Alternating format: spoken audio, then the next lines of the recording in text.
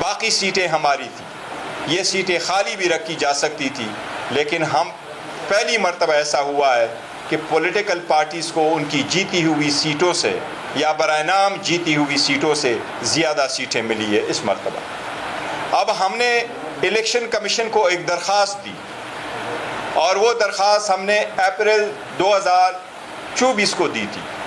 اور جس وقت نیشنل اسمبلی میں ہم پارلیمنٹری لیڈر کو اپوائنٹ کرنا چاہ رہے تھے سنی اتحاد کونسل کے پلیٹ فارم سے، تو الیکشن کمیشن نے نوٹیفیکیشن نہیں کیا تھا، اور سیکرٹری نیشنل اسمبلی نے ہمیں کہا کہ ہم آپ کا پارلیمنٹری لیڈر نہیں بلکہ آپ کو ایک انڈیپینڈنٹ گروپ کے طور پہ نوٹیفائی کریں گے. ہم الیکشن کمیشن گئے، اور الیکشن کمیشن نے ہمارے 86 MNAs کا نوٹیفیکیشن 25 اپریل 2024 کو ایشو کیا تھا. میں واضح کرنا چاہتا ہوں ہمارا نوٹیفیکیشن آج بھی انٹیکٹ ہے. الیکشن کمیشن کے ویب سائٹ پہ بھی وہ نوٹیفیکیشن انٹیکٹ ہے.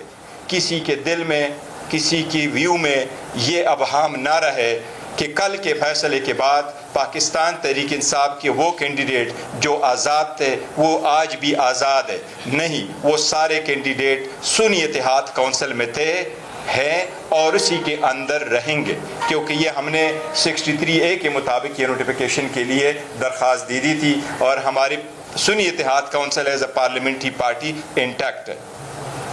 25 اپریل 2024 کو جب یہ نوٹیفیکیشن ہوا تو الیکشن کمیشن نے ابھی ہمارے 3 اور نوٹیفیکیشن کرنے تھے.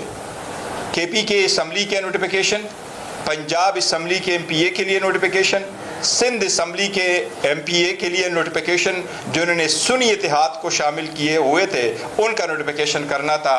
بٹ سپریم کورٹ کے 6 مئی 2024 کے سٹے آرڈر آنے کے بعد وہ پروسیس الیکشن کمیشن نے روک لیا تھا. لہٰذا ہمارے سارے MPAs اور MNA سنی اتحاد میں جنہوں نے جوائن کیا تھا وہ کنٹینیو کرتے ہیں سنی اتحاد میں. وہ انڈیپینڈنٹ نہیں ہے، وہ اس پارٹی میں ہے، اور الیکشن کمیشن سے مطالبہ کرتے ہیں کہ باقی تینوں صوبوں کے بھی نوٹیفیکیشن جلد ایشو کیے جائے. اس لیے ہمارے یہ ایک ویو تھا کہ ہم آپ کے ساتھ شیئر کریں کہ وہ اس پارٹی میں رہے ہیں. کوئی آزاد نہیں ہے، کوئی ایسا نہ کہے کہ کوئی گروپ بنے گا کوئی اور ہے یا یہ آزاد ہے، تو اس لیے وہ سنی اتحاد میں تھے اور اس کے حساب سے رہیں گے. فرق صرف اتنا تھا کہ ان MPA MNAs کے بہاف پہ اور ان MNAs کو ہم ریزرو سیٹیں مانگ رہے تھے، جو ریزرو سیٹیں ہمیں نہیں ملی. دوسری بات جو کرنا چاہ رہے کہ ہم تو کوشش کر رہے ہیں کہ ملک کے ساتھ رہے، قوم کے ساتھ رہے، جمہوریت کے ساتھ رہے، لیکن وہ روح ہمیں چھوڑ نہیں رہی.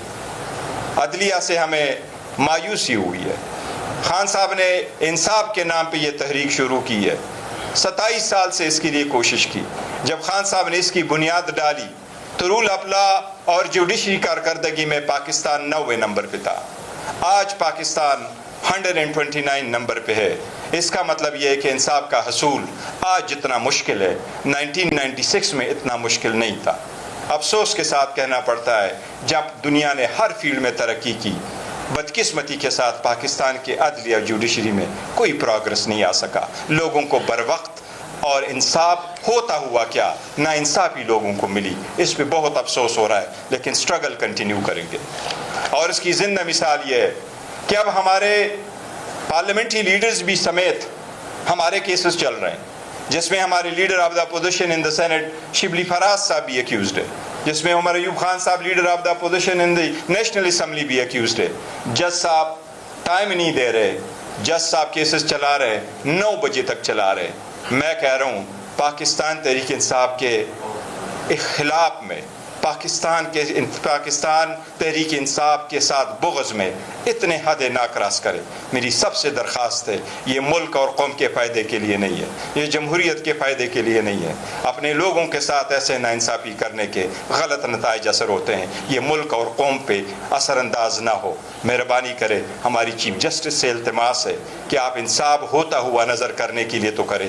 پاکستان تحریک انصاف نہ صحیح، یہ پارلیمنٹیرین نہ صحیح، یہ اس ملک کے شہری ہے، ان کے بنیادی حقوق ہے. ہم چیف جسٹس سے برملا اور پرزور اپیل کرتے ہیں کہ اپنے عدالتوں پہ تو نظر رکھے. آپ کنسٹیٹیوشن بینچ کا حصہ نہ ہوتے ہوئے بھی اس عدلیہ کے سربراہ ہیں.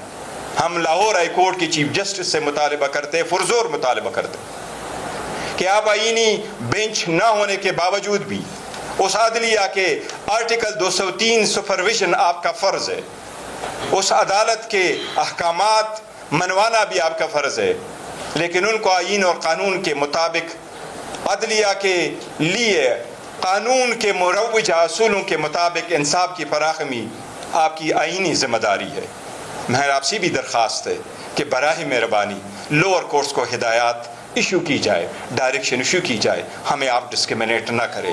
یہ دن گزر جاتے ہیں لیکن لیگیسی لوگ چھوڑ جاتے ہیں۔ ملک کو اندھیروں میں نہ دھکیلے، ملک میں اندھیرے میں چلا جاتا ہے جب انصاف نہ ہو اور انصاف ہوتا ہوا نظر نہ آئے۔ میری سب سے درخواست ہے اس پہ غور کریں۔ جی شبلی صاحب آپ ادھر آئیں گے یا ادھر سے؟ اوکے۔